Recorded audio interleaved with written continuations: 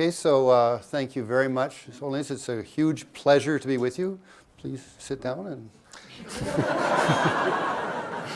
Okay, I'd like to introduce Marie Besford, who is the person that requested for our audience of old friends.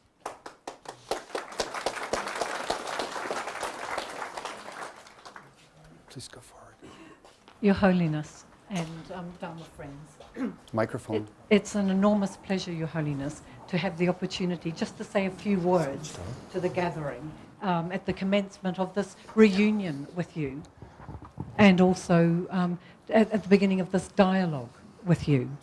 As John has said, you may remember that when I was here with the Meridian Trust, when I had the opportunity to ask you on behalf of everybody who was here if you would participate in this reunion with us.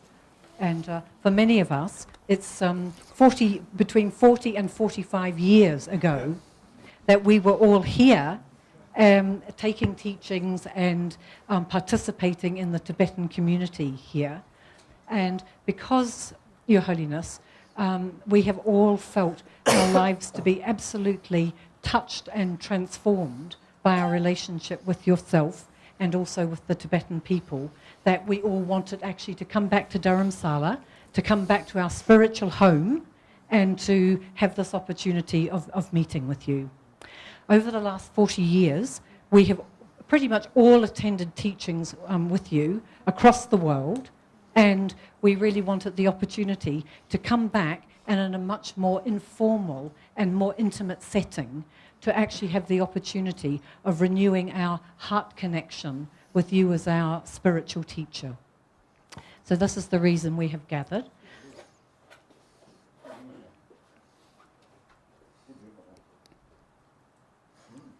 And Your Holiness, there, as you probably will know, there are people from all around the world here, and people from all professions, because when we all left Dharamsala, many people went out, started Dharma situations, centres, Tibet support groups. There are Buddhist teachers, meditation teachers here. There are Thangka painters, translators, doctors, lawyers, teachers, psychotherapists. So we've come back because we want to be able to share with you the influence that you have had on our lives, and to be actually able to have a dialogue with you also about the next 20 years, which will take many of us actually up to 80 and 90 years of age if we're lucky enough to live that long. Also in the audience, Your Holiness, is the second generation of Buddhists. So put your hands up, the second generation of young people, so His Holiness can see all of you who've come back to Dharamsala to make acquaintance with His Holiness, and also the children, the third generation of young Buddhists. Stand up so His Holiness can see the children. Where are you children?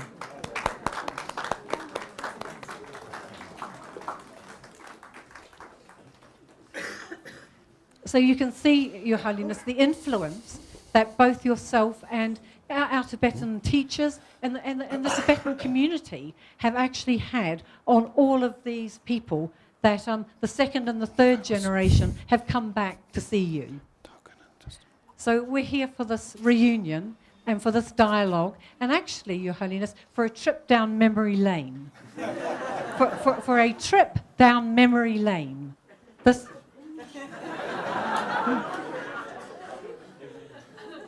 having old memories with yourself and actually all of our old friends from many years ago. So, thank you. Okay, and so, thank you.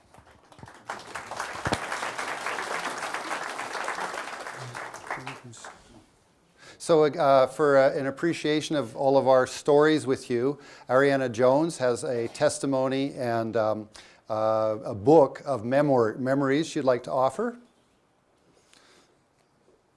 Okay, and, okay, and then also we have this is our official His Holiness and Old Friends card that everybody has, and it has a picture and a bit of poetry from Andy Weber, and so there's an offering for you. And then finally, because I live in Mexico, the Mexicans felt that is Holiness Karmapa has a black hat, and so you needed a black hat. So.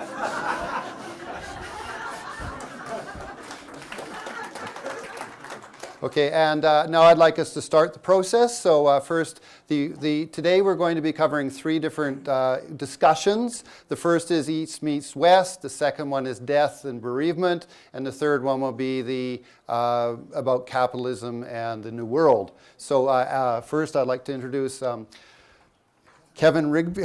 There's too many things happening.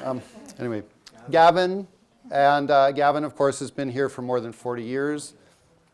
Thank you.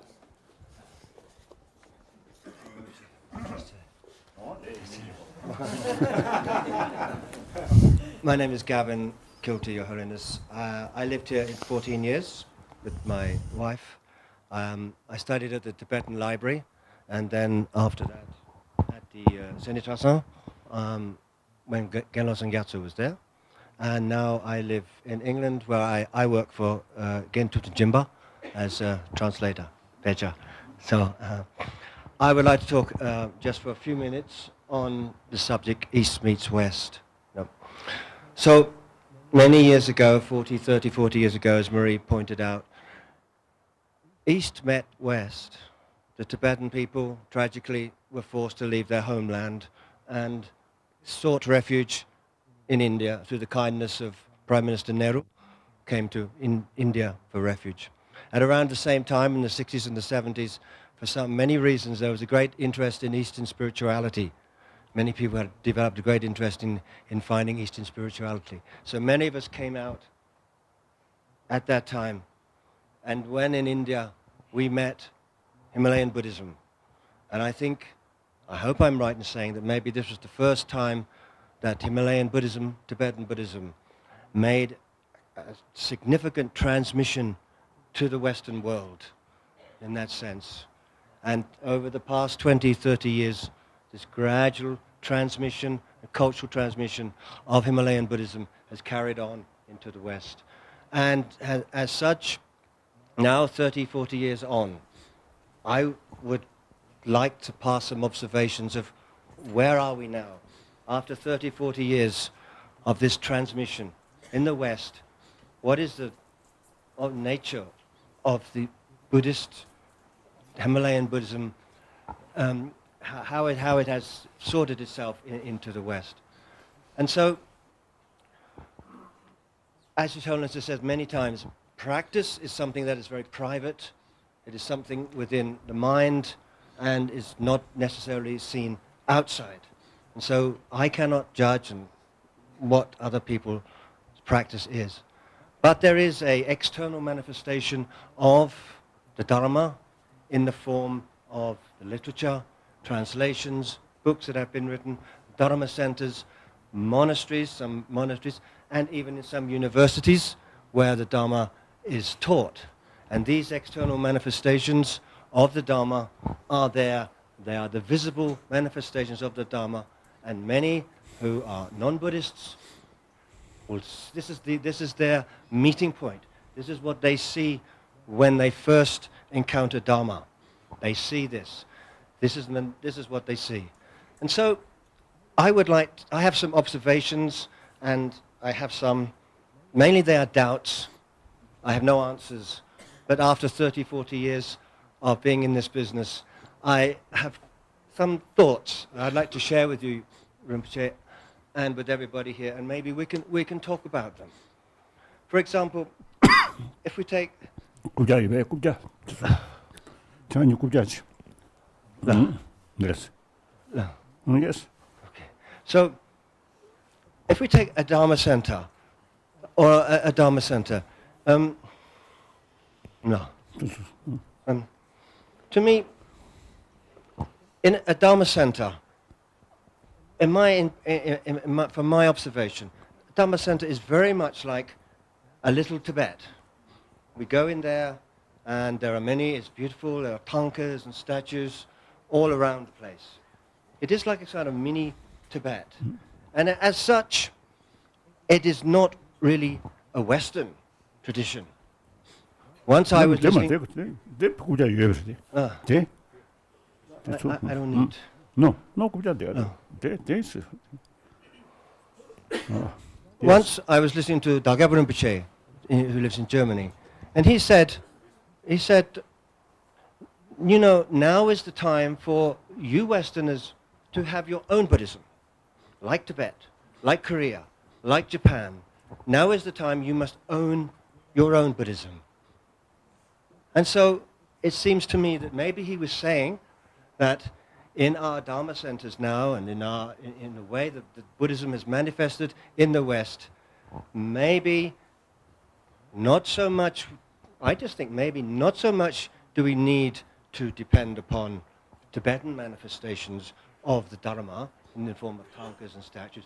Maybe it is time to develop our own.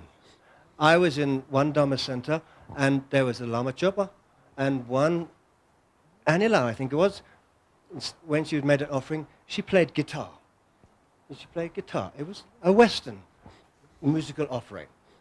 And I maybe wonder if that is the way forward. Another thing that I have observed, and this is purely my observation, No. one observation I have had, is that it seems to me that when we enter into a Dharma center, sometimes our Western mind, our critical mind, our analytical mind, our inquiring mind, it seems sometimes we leave it outside the gate of the Dharma center. And we go in a Dharma center and we are very quick to put our hands together and to have faith and devotion. Faith and devotion in Buddhism, of course, very important. But I wonder, we have a mind, we are reasonably intelligent people, and we have an ability to think and to reason, and I wonder whether we can make use of this Western mind more when we meet Buddhism, and so that it is not just something that is put aside and immediately we devote ourselves without question, without thinking, to the teachings and the gurus and so forth. And I think, so that is an observation that I had. Someone said, for example, that science is organized skepticism. Organized skepticism. It is a kind of doubt that is continually sort of evolving, answer the doubt, come to a conclusion, and so forth. And many people, scientifically minded, not scientists, scientifically minded people have come to me and they say, why are you relying upon the words of a man who lived 2,500 years ago? Why do you take these words as if they were writ in stone? Why are you not thinking all the time and developing your own attitudes? I find this question difficult to answer because in Buddhism, His Holiness has often said the ultimate authority is reasoning. Reasoning. But from the outside, it looks as if we also have the authority of the Buddha and the great Indian masters and Nagarjuna, Chandrakirti and so forth, and scripture. These are also authority. But scientists and many scientifically minded people will say the authority should be a continual evolution. And as a Buddhist, I have the greatest faith in the Buddha and Indian masters. But I have to deal with these questions I have to deal. And how are we going to deal with these questions when they come up? We cannot just run away to the mountains and ignore them. We have to face up to these facts. And so it seems to me that East meets West. East, we have the Himalayan Buddhism that we have met here in Dharamsala. West is our critical mind, our challenging mind. These two have to meet somehow in the mind. We have to meet. We cannot throw out, I feel, we cannot throw out our Western mind. And we cannot sacrifice our Western mind to the Dharma mind. And we cannot sacrifice the Dharma mind to the Western mind. There has to be a marriage, a meeting point. Another thing is the literature. I've noticed that over the years, there are many books written about Buddhism. And many of them seem to water down Buddhism, rather like the Indians used to water down the milk in the bazaar. You know. It seems to me that Buddhism has been watered down to suit people. For example, often there is no mention of sufferings, no mention of hell realms, and so forth. And some people say this is good because this is attracting people to Buddhism, and a little Buddhism is better than no Buddhism. But other people say, no, this is not right because we are missing the essence of Buddhism here. We can't just pick and choose. Buddhism is not like a supermarket where we can just pick and choose. And I have to say, I have this problem. I don't know how to answer this because Buddha himself taught different things to different people. So therefore, for the teachers here among you, I'm not a teacher, but for Western teachers here, when you teach Buddhism, how do you deal with this problem? Do you leave out the unpleasant bits and just talk about the nice bits? How do you deal with this? This is something I haven't found an answer to. And of course in West now we have the New Age, which is very popular. And these things are very popular and it's very nice and there's not much about suffering. So that's one thing. And then lastly, authority. Authority. It seems to me that the Buddha Dharma, when it went to the West, is rather like an immigrant, some new person from a culture moving into a new country. When they do that, they are often expected to change, to adopt to their new country. And some people have said to me, many people have said to me, you know, the Dharma must change to fit Western ways. And I'm thinking, maybe we have to change, not the Dharma. But maybe they have a point. But then the next question is, who changes? Who has the authority to change the Dharma so that it fits Western thinking? Western thinking is very advanced these days, for example, in terms it's okay to get angry, it's okay to express desire, things like remorse and regret, shame, modesty, and a lot of these things are not regarded as important, whereas in Buddhism these are changeless. No? So they have been there for centuries. And some people say, no, they must change. You know? But some other people say, no, don't let it change, let it evolve naturally. Dharma will evolve naturally. But then there's danger, I fear, if it evolves naturally, there's a danger of it becoming contaminated, polluted. In ancient Tibet in the 7th, 10th century, when Buddhism came from India to Tibet, there were these very strong kings who made sure that everything was controlled. But we live in a democracy, in a world where the Dharma has spread all across the English-speaking world and the non-English-speaking world.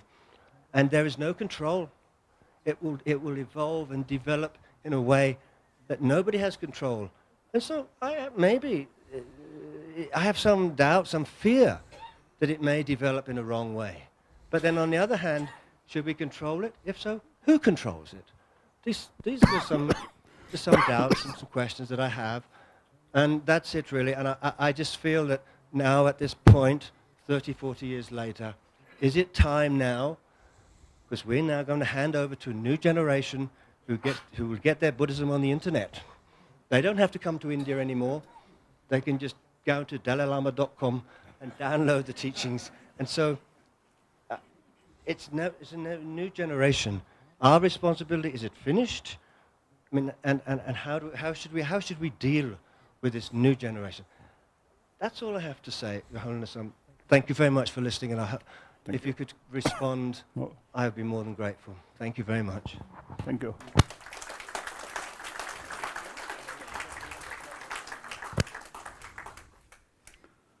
The point is, we should surrender.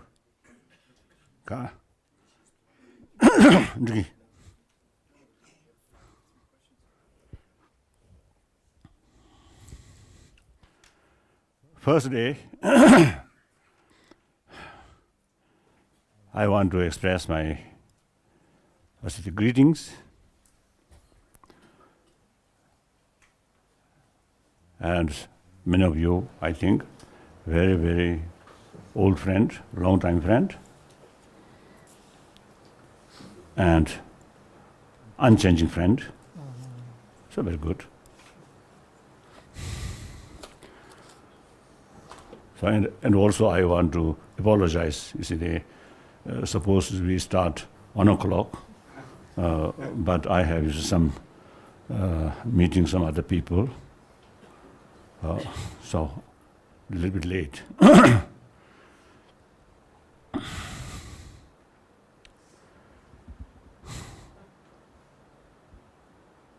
30, 40, 45 years, as you mentioned. So our body change.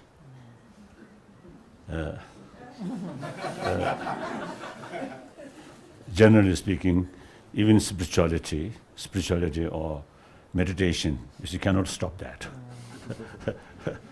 The permanent, sort of, I call it impermanent, always changing, momentarily changing. That is a part of nature. So time always moving. No force can stop that. So now question is, whether we utilize time properly or not. Use time for create more problem to other, and also ultimately you yourself also in deep inside feel unhappy. That's, I think, wrong way utilize time. Right? Other hand, every day, thinking one's own mind and try to make some certain kind of shape, and rest of the day is with that sort of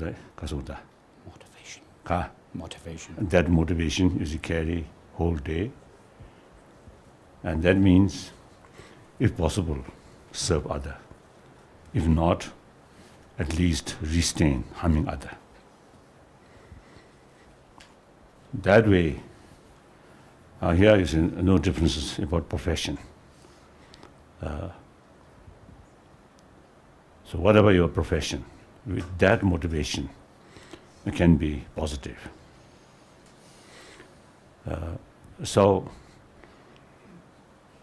And days, weeks, months, years, decades, now 45 years,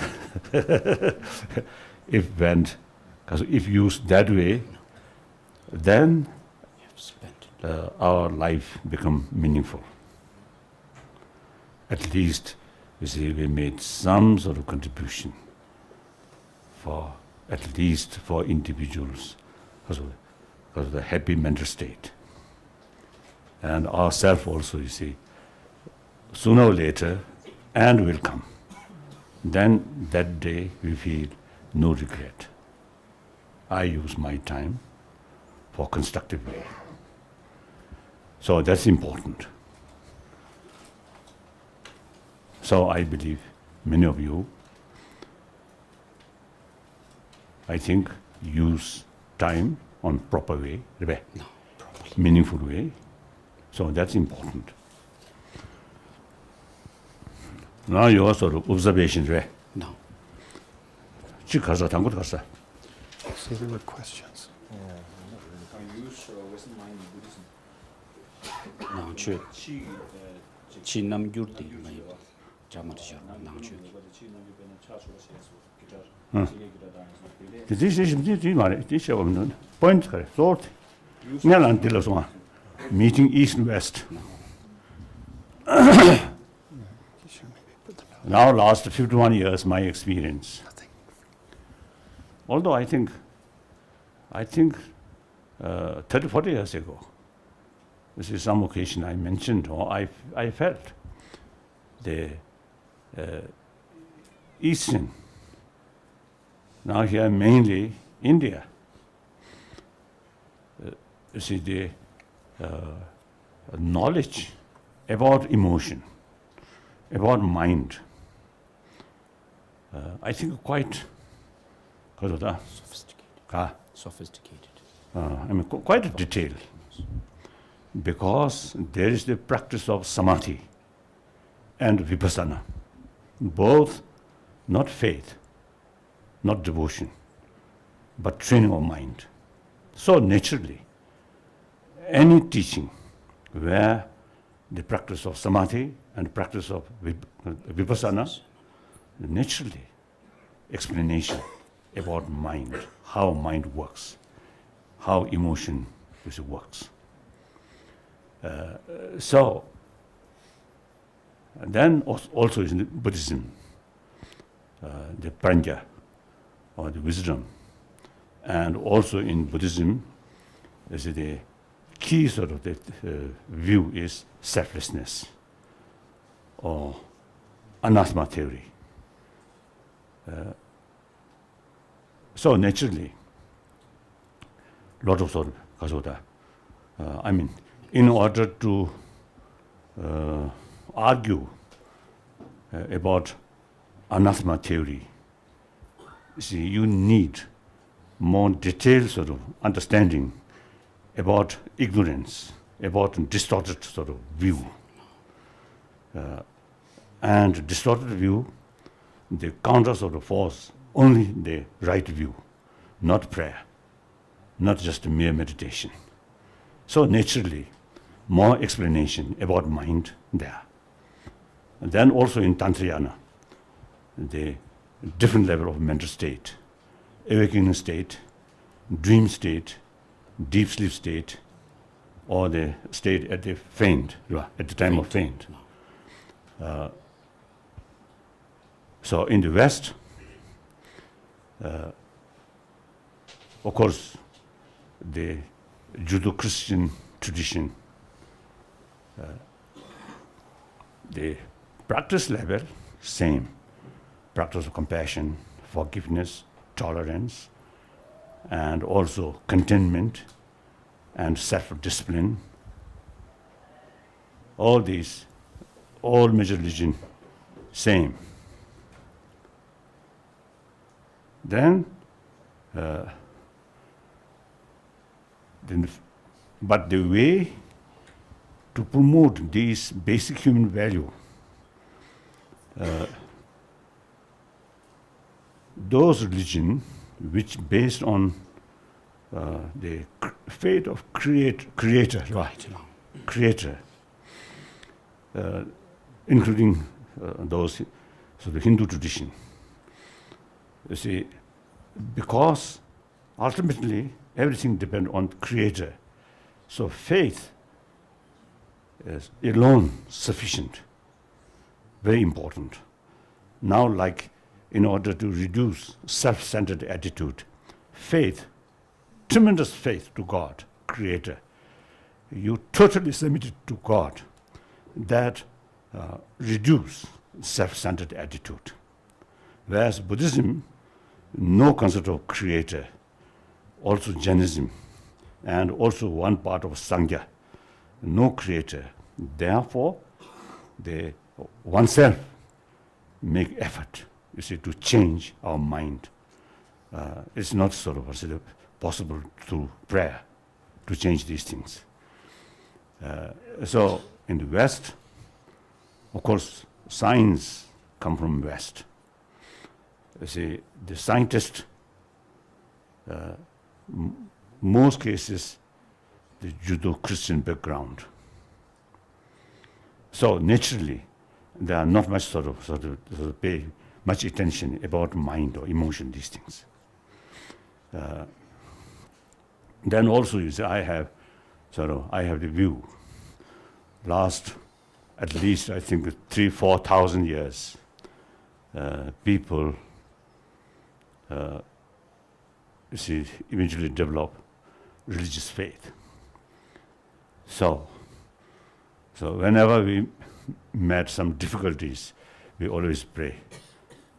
Our hope put on Creator or God, or even I think in Kasoda, and generally even you see the faith towards Buddha, when you face, like Tibetan, I think just put faith to Buddha, we completely neglected about our human level actions.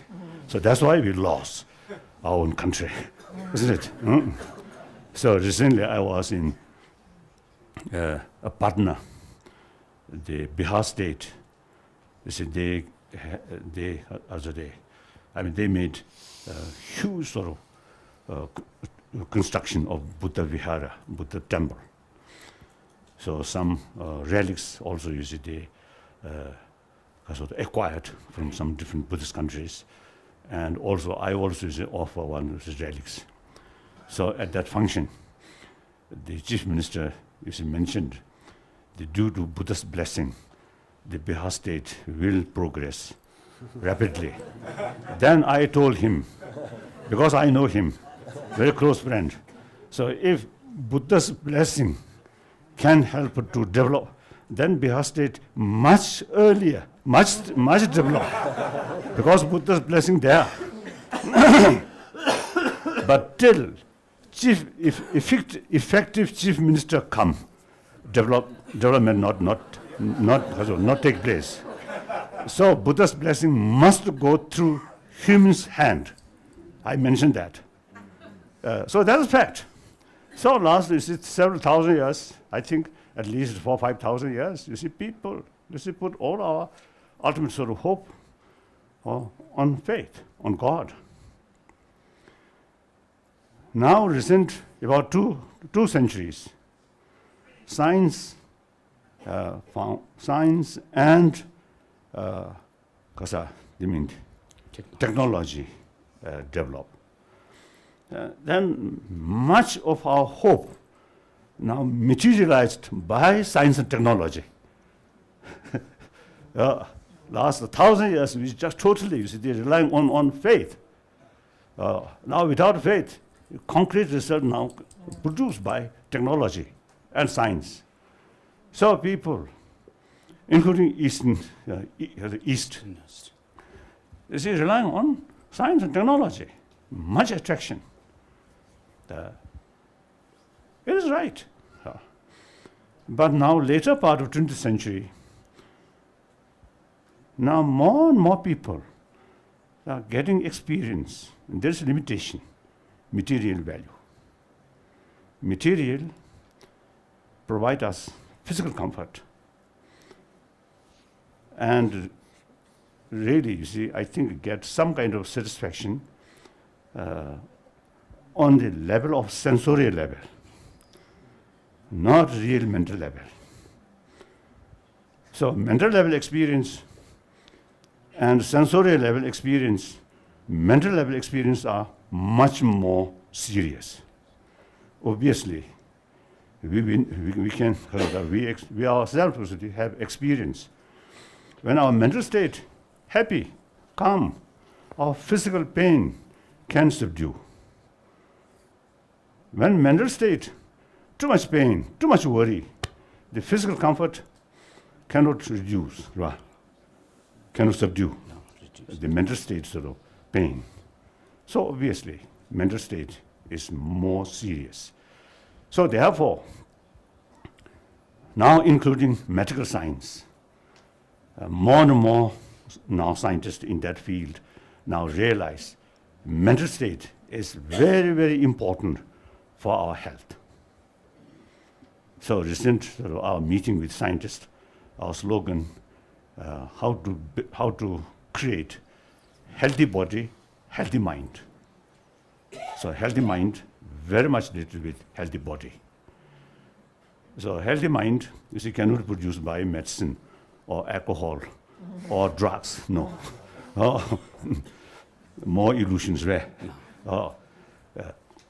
So healthy mind also you see, cannot produce by injection, cannot buy from supermarket.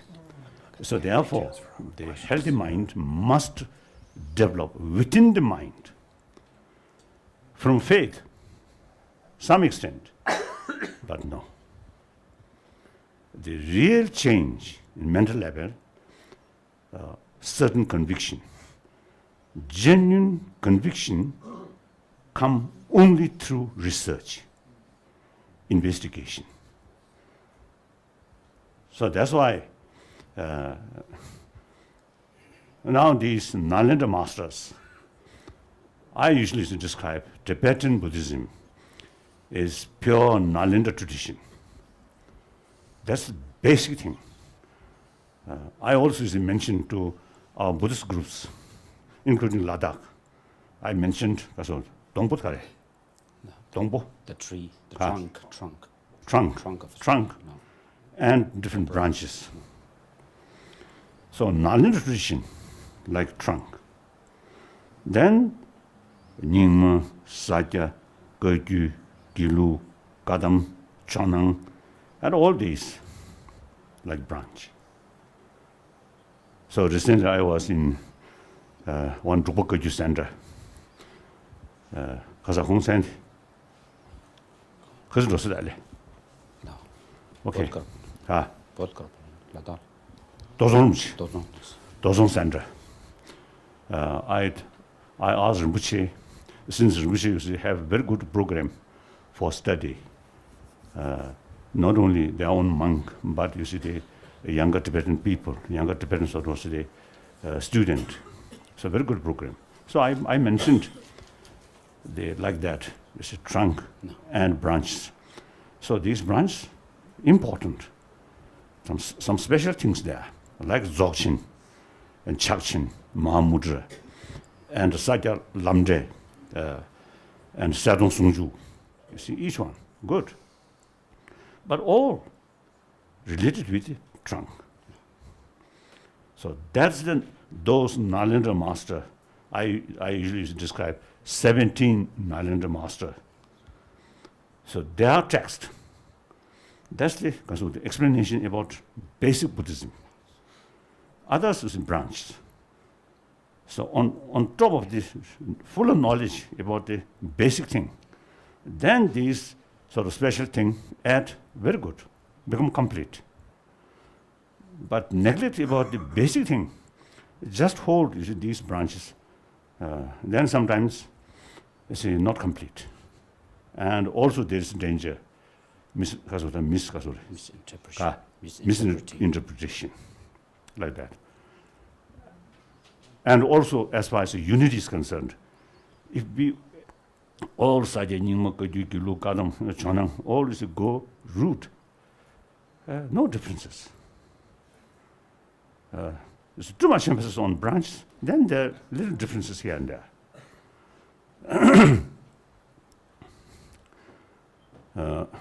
So now you see the point, East-West meeting. I feel not on religion, not as a religion, but simply the science of mind and Western science mainly focusing on matters. So now last about 30 years, my sort of was the engagement, meeting with scientists. Oh, at the beginning, I think 40 years ago, I expressed to some my friend, who said, I want, I want to dialogue or discuss with scientists.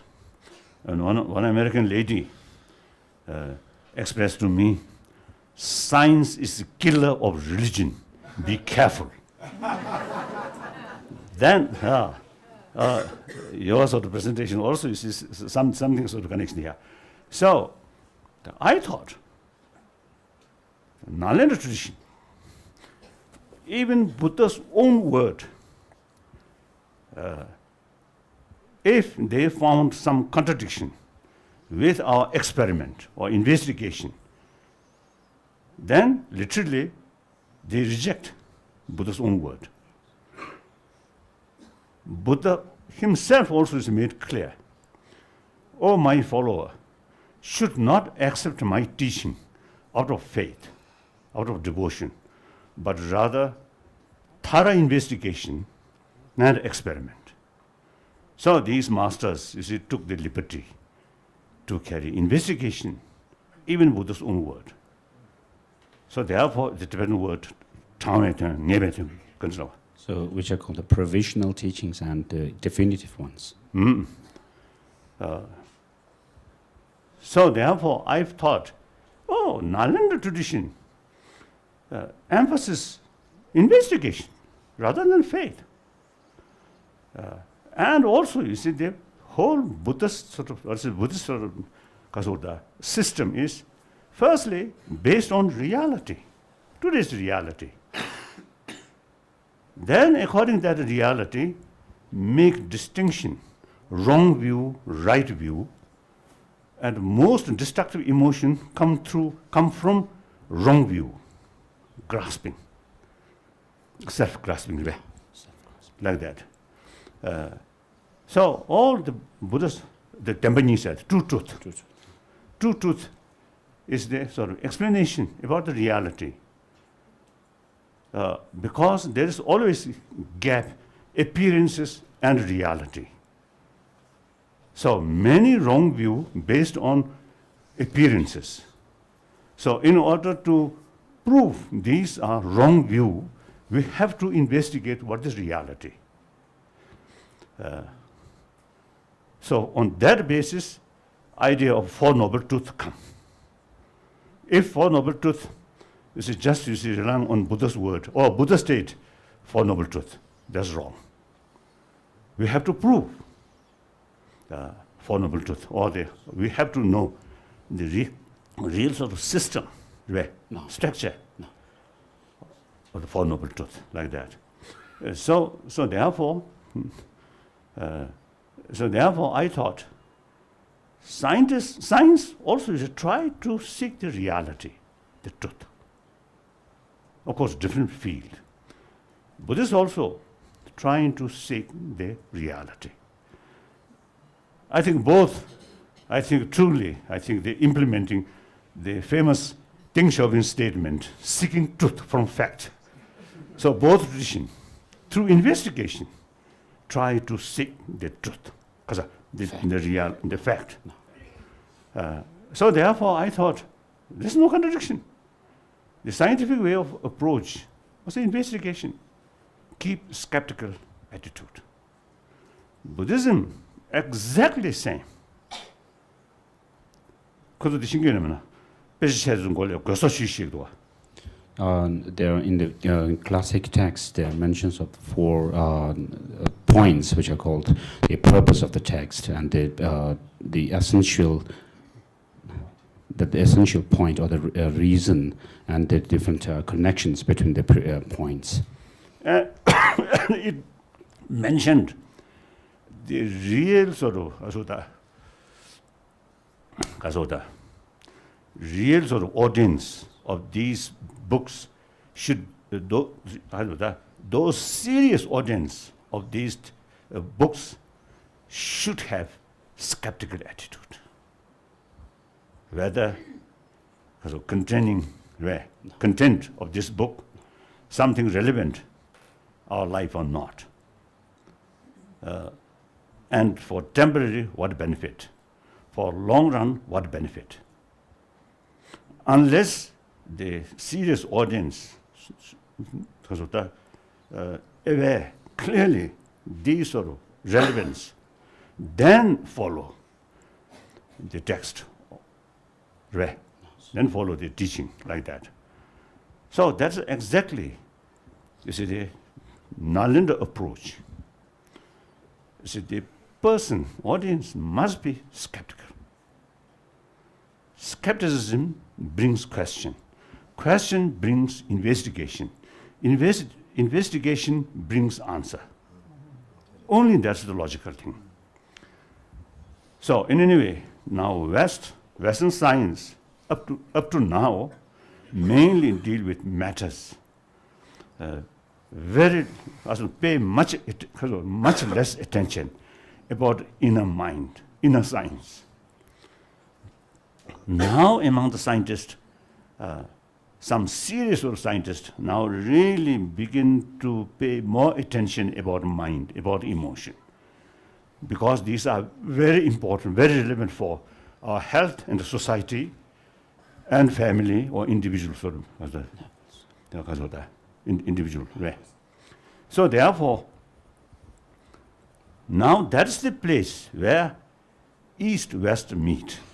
This is my feeling, not religion, just science. Therefore, since our meeting with scientists, our conference with scientists, some people use the word of meeting science and Buddhism.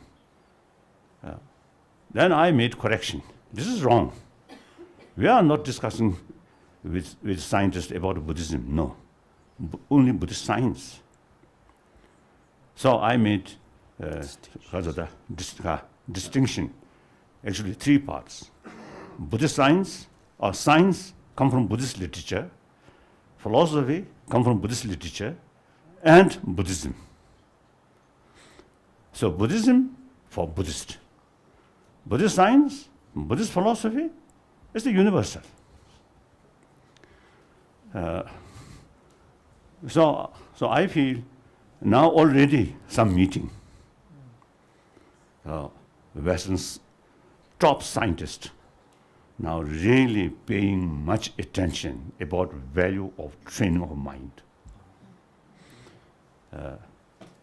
Like Wisconsin University, under the leadership of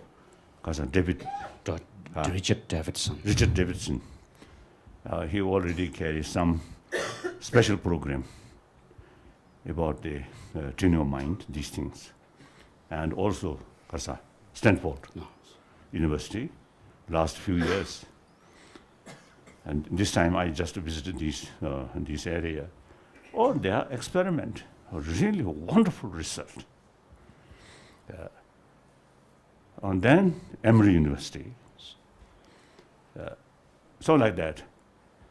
These are nothing to do with religion. Simply, try to utilize some of the information which come from Buddhist text, use as a scientific method to train our mind, to strengthen our basic good quality of our mind, which come from our mother, like that.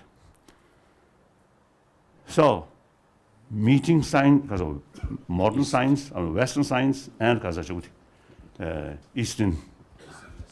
East-West meeting, I think that's the proper place. Religion is concerned now. I always make clear, you, Westerner, better to keep your own tradition. Of course, out of millions of people, this is some individual like you, these people. You see, I think some of you in 6 days like happy, isn't it? So a little bit confuse your own mind, and a little bit of rebellious attitude towards the existing the situation, including religious faith, isn't it? So you go here and there and here and there, like You don't have any direction, as if. Just okay, and eventually you found some sort of the new idea. So okay, if you really feel this is something useful, something helpful, then okay. Like Tibetan, more than 99% are Buddhist, but at the same time, among the Tibetan, there are Muslims, and since 20th century, some Christians also there. So it is possible. Among the Westerner, Judeo-Christian sort of background, some extent Islam, so some of them is in their own tradition, not much sort of effective, and they remain as a non-believer.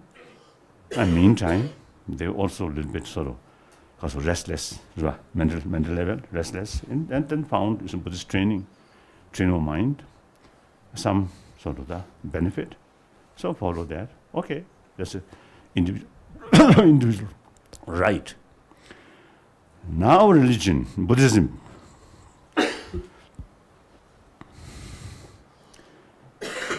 because of The trunk. according to the trunk, No. the basic Buddhist sort of teaching is concerned, as I mentioned earlier, skeptical. It's very essential. Now, I hope I'm Buddhist, I think. But I have no longer because of the conviction about Mount Meru. No. I think still I am Buddhist. As far as the true truth, Four Noble Truth is concerned, it's something very reality. That really answer for whole sort of cosmic way, cosmic or galaxies, or the Big Bang. We have the reason, sort of some explanation. So that's the real teaching of Buddhism. I think when I was in Kasada, Asa Ashram, that's now 40 years ago. 40 years ago. So one occasion I mentioned, Buddha did not come on this planet making map. No. So whether there's Mount Meru or not, that's not Buddhist business. Doesn't matter. Like that. So we have the sort of liberty to reject Vasubandh's explanation. Like that. So these, we must make distinction. The symbolism, right? Yes. Symbolism. No. Symbolism of the teachings. And like Kala Chakra, is mentioned, all these is Mount Meru, all these, you see, symbolize human body. From here up to Up to the soul of the feet. like that. So many tantric explanation, you see, related with that. So there is certain sort of kasota meaning, right? No, Certain purpose. Symbolism. So now, if we goes root, no sort of emphasis, importance of devotion. If you go these branches, then like Mahamudra or Dzogchen, then Guru Yoga, very important. So that actually is spoiling some of these lamas. These centers become cult. So why? Forgetting basic Buddhist teaching, just these branches. These branches, you see, come like a Naropa, the main teacher of Marba, the Kagyu lineage's main sort of person. Naropa, one of the great sort of scholar of Nalanda monastery, Nalanda institution. Then later, you see, he practiced sort of Tantrayana. See if I can fit that in, but we'll find out. Tantrayana, and then he, you see, looks like beggar or sadhu, like that. So here, Naropa have the full potential practice these things because he studied all the important texts which available in Nalanda tradition. Okay. Now some of the now the practitioner in the West, among Tibetan also, among the Ladakhi also, without knowing the foundation of Buddha Dharma, whatever lamas say, even lamas say West is East, or he or she believe, oh, that's the East. That is against the Nalanda tradition. No. Of course, the person who really fully qualified the basic sort of knowledge about Buddhism. The Lama also, not just high throne rare, now like me, high throne, but real experience very limited. So according to my own experience, now it looks I'm a little bit jealous these lamas. So you see, I think without a proper full knowledge, They just emphasis in these branches. That creates a lot of misunderstanding.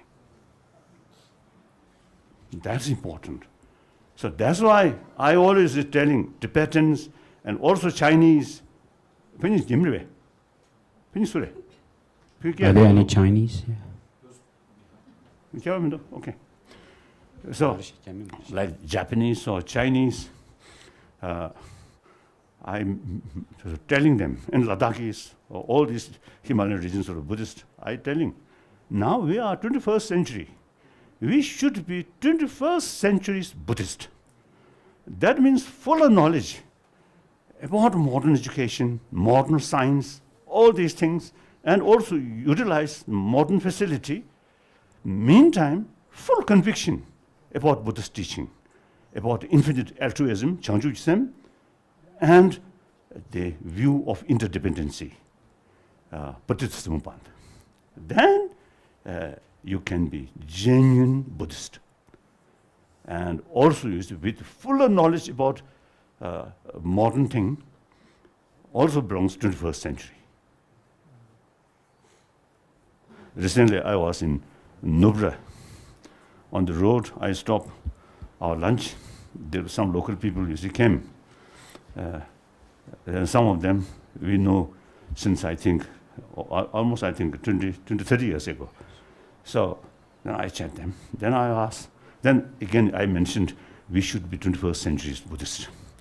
The study is very, very important. Then I asked, what is Buddhism? Then they say, Buddham Shanam Gajami, Dhammam Sanam Sangam Sanam Gajami. That's Buddhism. Too simple. Then I asked whether there's differences. What differences Buddha and Jesus Christ and Muhammad? They say no differences. Oh, not that. As far as great as a great teacher of humanity is concerned, same. But teaching is concerned, big different. Yes. Buddhism is non-theistic.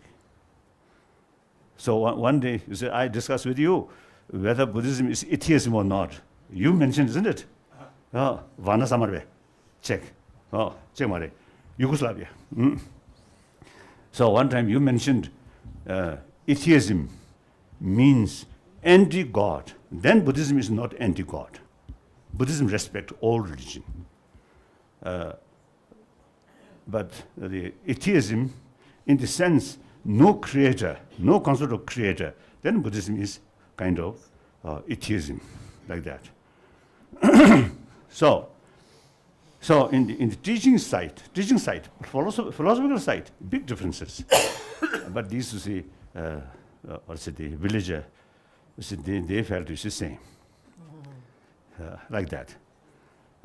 So that reminds me, one time in Tibet, you see, one Lama giving some teaching, and some people ask, where is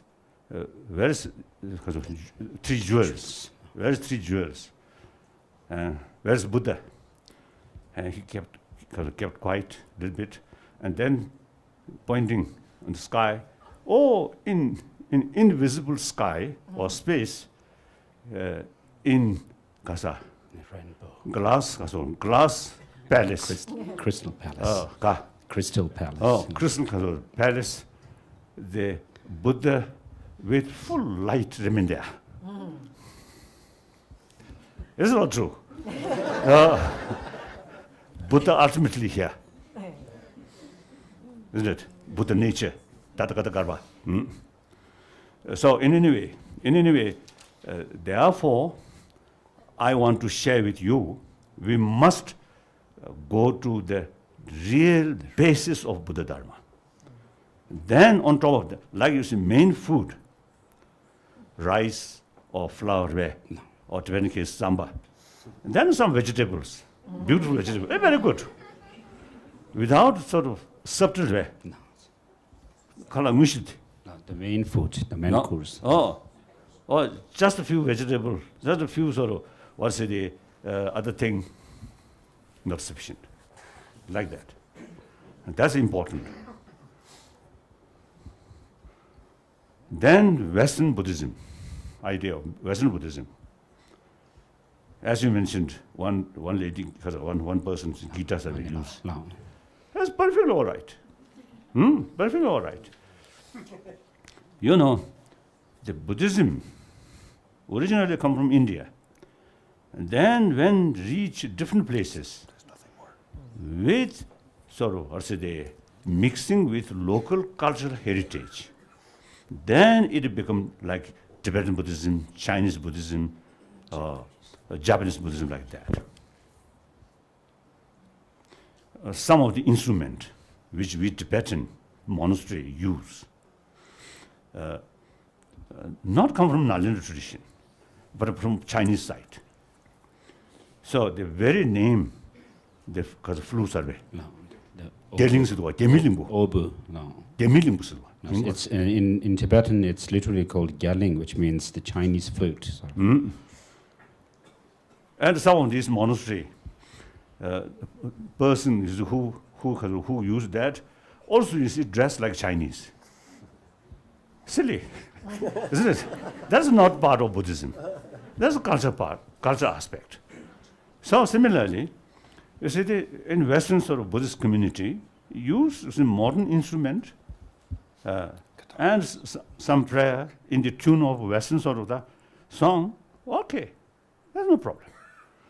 But as far as idea of Four Noble Truth and altruism and all these concern, see, 2,600 years ago's human emotion, today's human emotion is same. Buddhism dealing with emotion. So since the people's emotion last, I think, 3,000-4,000 years, I think same.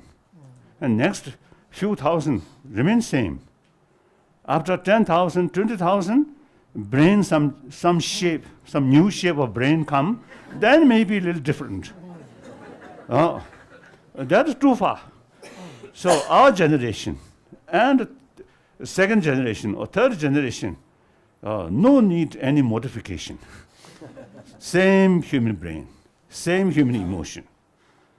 That's you can ask scientists, those brain specialists. You see, they say, oh, same brain. At least it's the next few centuries, no change.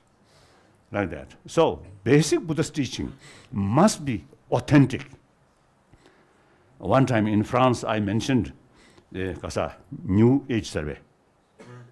What do you call New Age? Yes, or something.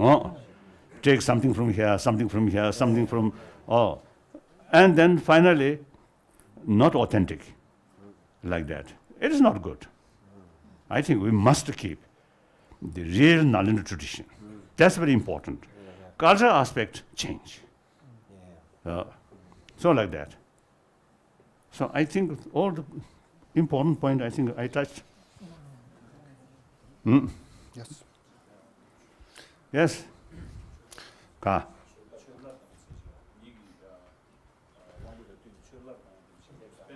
See, it was turned into questions. We got to be careful about that tomorrow. It was turned into questions. And about hell, concept of hell. I find very difficult to accept Basubhante's Abhidhammakoshakarika mentioned. Under Buddhagaya, the Karsachut, 20 leagues beneath the Bodh Gaya. The Yangtze. There is the hell realm out of 8. No, it's fine. I couldn't care less. I thought Out of the 8 different hell realms. The parse much longer than kilometer. Nice. So if you go further, then most probably hell existence in America. From directly go there.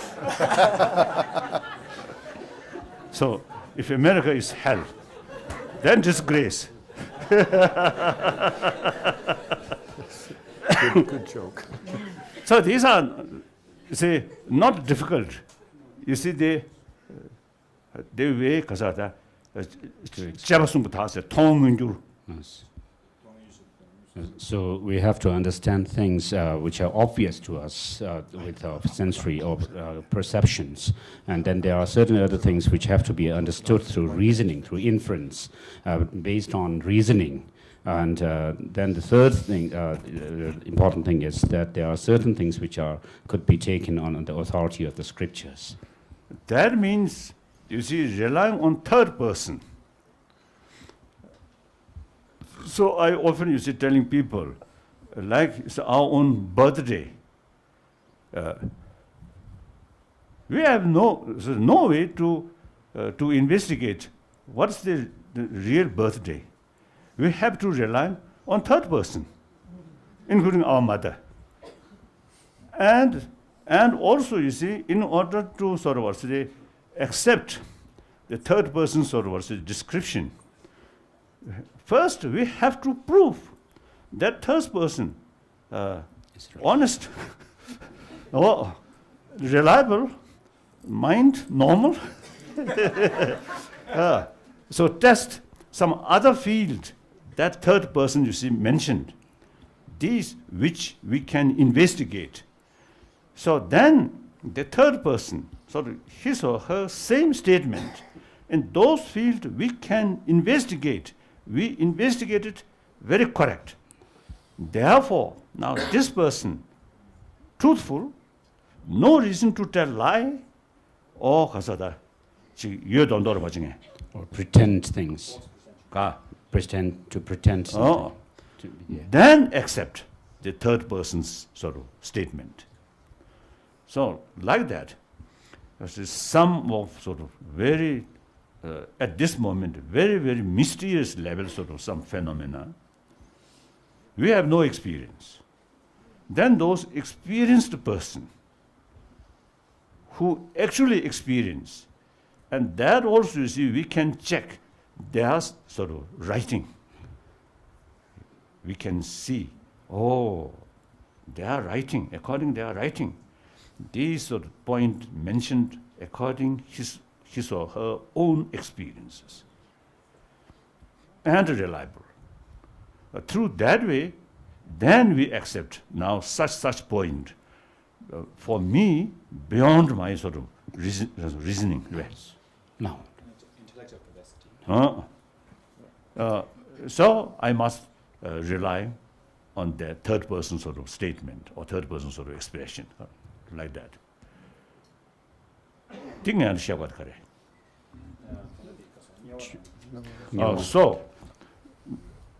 So some of the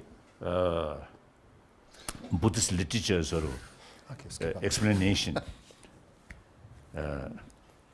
we have to now again according Pramana, logic and epistemology. Epistemology. Epistemology.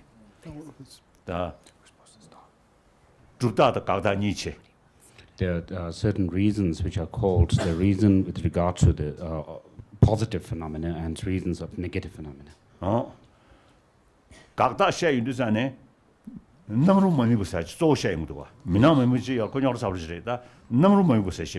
And then within the negative reasoning, there is one reasoning which is called reasoning where where the phenomena that you are talking about should be actually perceived. Whereas it should be perceived, you are not able Mount to. Meru. Mount Meru, sun and moon, according to sun and moon, you see, same level, and going round Mount Meru. So day and night also used to come through that way. So Mount Meru's shadow we actually experiencing. So if we experience its shadow, then that real one we must see. In ancient time in India, including Basuband, he cannot see the Mount Meru. But now we have spacecraft, so must see. So yana nang to rongale 미나인데 맘미고로다. Yes. So therefore, if the Mount Meru were to exist, we should be able to see it. Therefore, since we cannot see it, we can say it's not existent. 되네 겐다미고 사죠래. Yes. And then there is a reason. 강대에 된디기 겐다치. 겐다 미베차네. 샤지. 겐다 맘미고. 겐다 미베 땡이 셰도와. Yes. And then there is a reasoning where you can prove something by seeing the opposite of what you are trying to prove. 겐다 맘미고. No. And not being able to see what is related with that. Oh. So these are the Dignak and also the Dharmakirti. See, their text is clearly mentioned about these things. So utilize our own sort of Buddhist epistemology. No. It easily prove non-existence of Mount Meru. So it's no problem. So like that, in one time in South India, the big gathering about the monk student, I think more than 10,000 monk student. Nyama tungon chefkadul. Nimba chingdi, chor chingdi, doba. All major monastic institutions student you see gathered there. So there I mentioned these my view about importance of science, and we must learn science, modern science, and these things I mentioned. And then Mount Meru, these things I don't believe. So then I also mentioned, oh, please don't consider me as an atheist.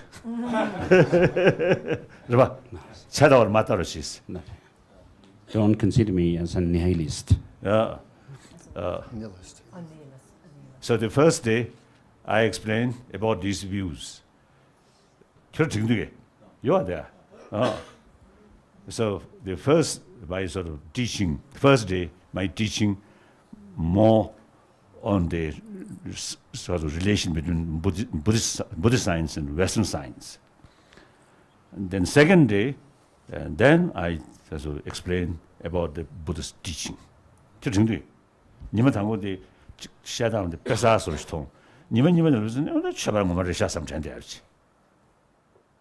So the first day seemed like His Holiness was being more innovative in his teaching, and the second day was more traditional, religious.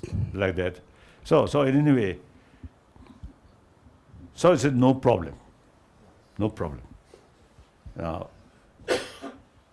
Now perhaps I think some maybe constructive criticism.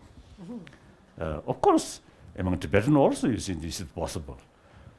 Particularly those people who doesn't sort of study, right? No, the philosophical text. These sort of the big text.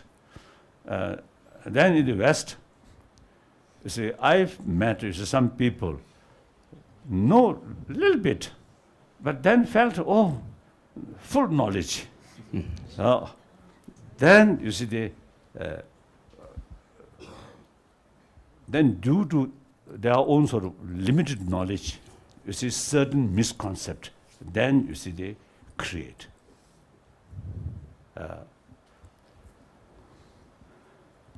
I think there's one I think I can share with you.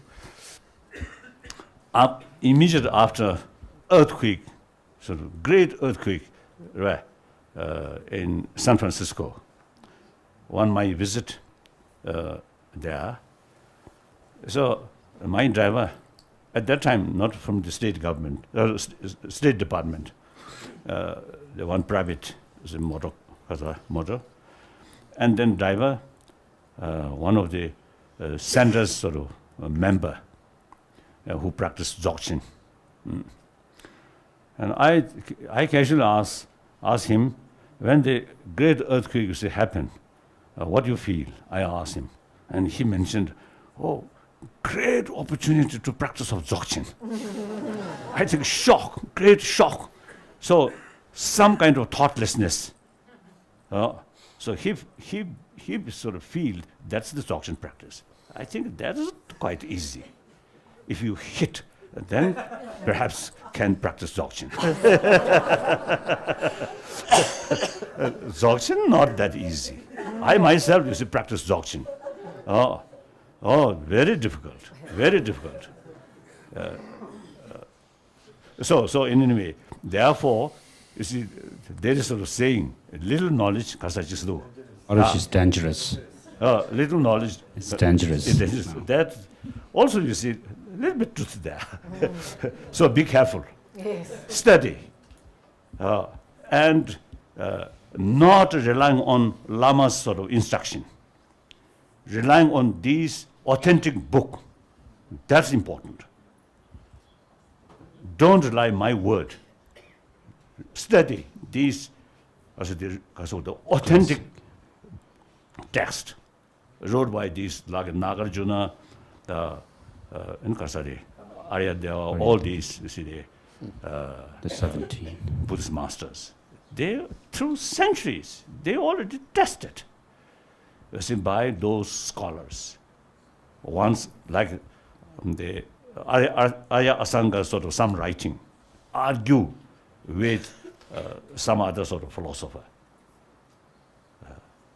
So some Nagarjuna sort of writing, a little sort of criticism from Arya Asanga. And then again, you see, another sort of master, you see, analyze. So these real sort of the great text wrote by these master, they through centuries tested, experimented. So really reliable. And then also, you know, the Toha. The spiritual songs. Spiritual songs.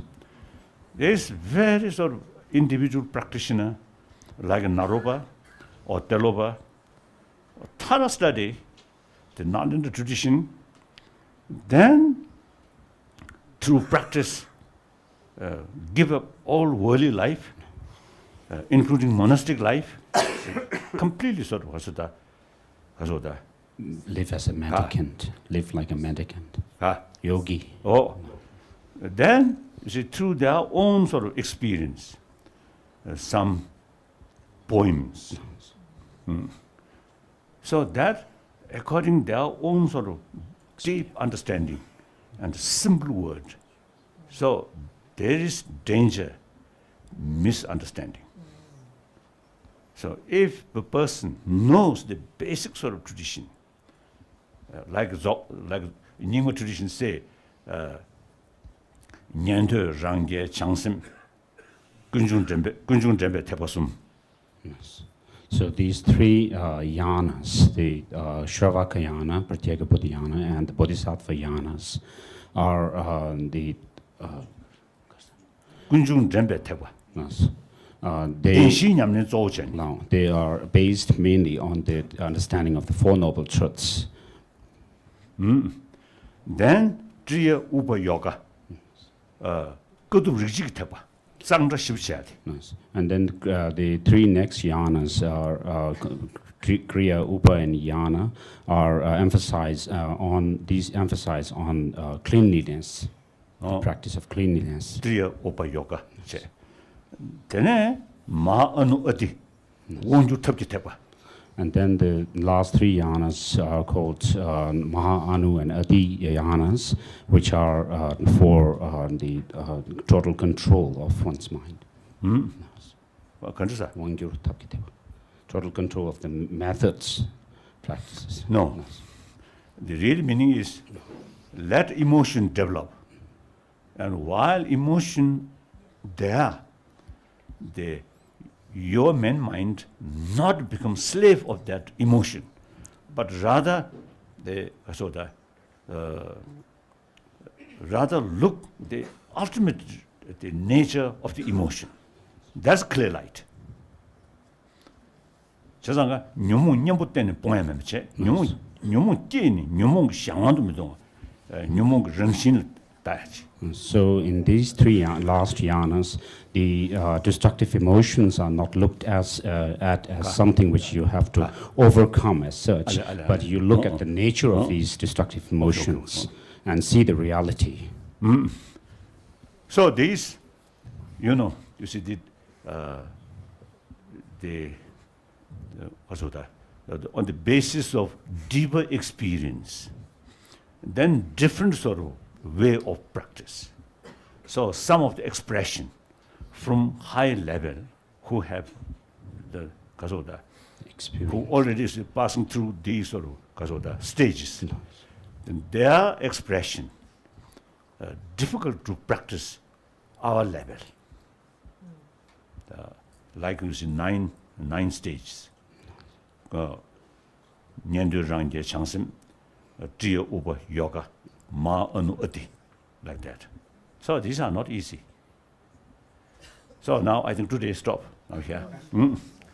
So tomorrow, now today apologize Kasoda for being. I spoke. So now tomorrow I will remain silent. So more questions come. Thank you. Yeah.